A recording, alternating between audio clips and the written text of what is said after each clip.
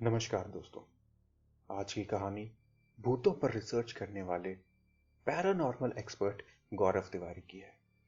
दिल्ली का रहने वाला 22 साल का गौरव तिवारी, जिसका सिलेक्शन यूएसए में कॉमर्शियल पायलट की ट्रेनिंग के लिए हो गया था।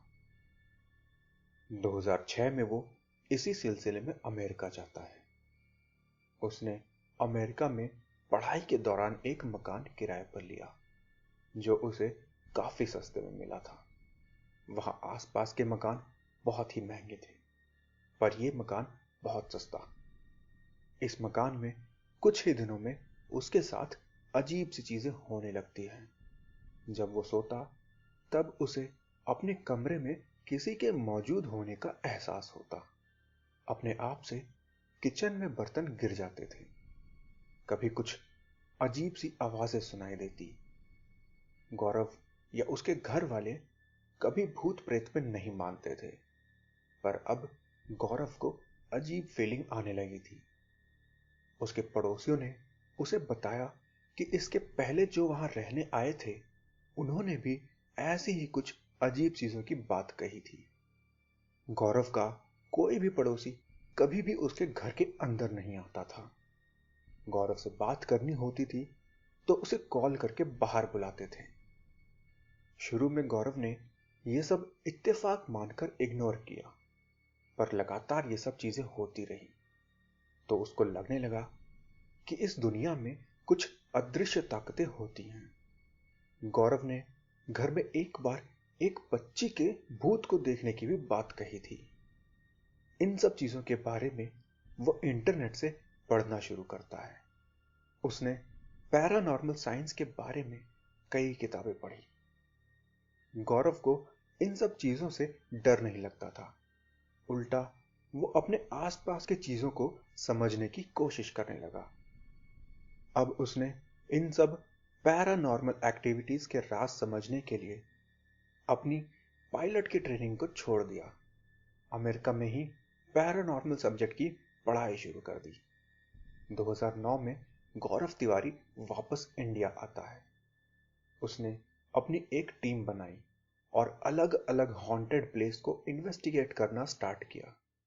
इस इन्वेस्टिगेशन में कुछ इलेक्ट्रॉनिक मशीन्स का उपयोग किया जाता था, जैसे कि EMF, infrared detector, K2 machine. ये मशीन्स उस जगह में मौजूद इलेक्ट्रोमैग्नेटिक फील्ड को एनालाइज करती हैं और उस जगह में कोई अननेचुरल फोर्सेस है या नहीं उसके बारे में बताती है। ये इक्विपमेंट तो साइंटिफिक हैं, पर इनके रिजल्ट को अलग अलग फील्ड के लोग अपनी अपनी तरह से इंटरप्रेट या एनालाइज करते हैं। गौरव और उसकी टीम ने पूरी दुनिया में हजारों लोकेशंस जिनको हॉन्टेड कहा जाता है, उनका एनालिसिस किया था। बहुत जगह को उन्होंने हॉन्टेड माना और बहुत को उन्होंने झूठी कहानी भी डिक्लेयर किया। भारत के सबसे हॉन्टेड माने जाने वाले भानगढ़ फोर्ट पे भी उनकी टीम गई थी। उनके एनालिसिस के अनुसार भानगढ़ फोर्ट हॉन्टेड नहीं था। गौरव तिवारी ने पैरानॉर्मल सोसाइटी ऑफ इंडिया नाम से एक ऑर्गेनाइजेशन बनाया, जिसका वो खुद प्रेसिडेंट था। इनका मकसद जिंदगी के कई बड़े राज को समझना, मौत के बाद क्या होता है, आत्मा एग्जिस्ट करती है या नहीं, अगर करती है तो मौत के बाद कहां जाती है, क्या आत्मा किसी जगह से जुड़कर कई सालों तक वहीं कैद हो सकती है। इस दौरान गौरव ने बहुत टीवी शोज के साथ हॉन्टेड सीरीज करी। ऑस्ट्रेलिया के एक शो से भी गौरव तिवारी पैरानॉर्मल एक्सपर्ट के तौर पर जुड़ा हुआ था। गौरव का मकसद जनता को यह समझाना था कि भूत प्रेत वगैरह से डरने की जरूरत नहीं है। ये किसी को कोई नुकसान नहीं पहुंचाते हैं, जब तक कि कोई इनको परेशान ना करे। गौरव तिवारी ने कई कब्रिस्तान, हवेलियों और अन्य डरावने इलाकों में रात बिताई है। बहुत जगह से गौरव तिवारी की टीम ने मुर्दों या आत्माओं की आवाज रिकॉर्ड भी करी। साइंस के हिसाब से बताऊं तो इंसानी कान केवल 20 हर्ट्ज से 20,000 हर्ट्ज के बीच की ही ऑडियो फ्रीक्वेंसी सुन सकता है। इसका सबसे अच्छा उदाहरण है चमगादड़ यानी कि बैट, जो 20,000 हर्ट्ज से ऊंची फ्रीक्वेंसी की आवाज निकालते हैं जो ह्यूमन नहीं सुन सकते। चमगादड़ 200,000 हर्ट्ज तक की फ्रीक्वेंसी की आवाज निकाल सकते हैं।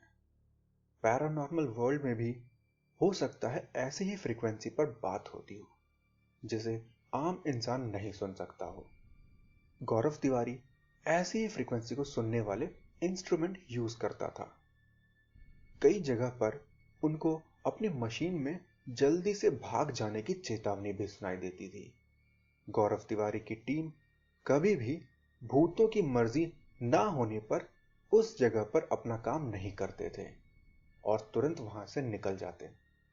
गौरव तिवारी ये जानने के लिए कि मौत के तुरंत बाद क्या आत्मा अपनी लाश के आसपास रहती है और ऐसी अगर बहुत सारी लाश एक जगह पर मौजूद हो तो क्या वो आत्माएं आपस में बात करती हैं, इसके लिए गौरव तिवारी हॉस्पिटल के मुर्दा घरों में खुद मुर्दा की जगह लेट जाता था।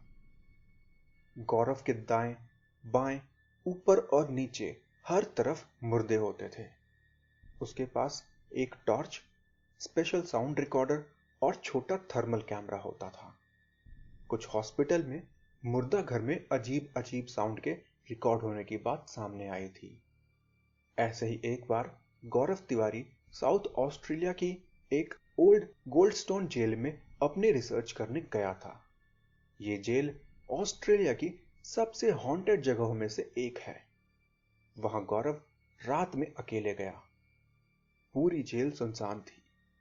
गौरव ने अपने कैमरा में वहां की गैलरी, सेल और वार्डन के कमरे को रिकॉर्ड किया। फिर जब वापस आकर रिकॉर्डिंग को दोबारा देखा तो उसमें बहुत जगह एक अजीब सी डरावनी आकृति दिखाई दी थी। एक क्लिप में तो वो आकृति उस कैमरा में झांकती हुई नजर आ रही थी। गौरव की मौत भी खुद एक पहेली की तरह हुई। 2015 में गौरव की शादी हुई थी।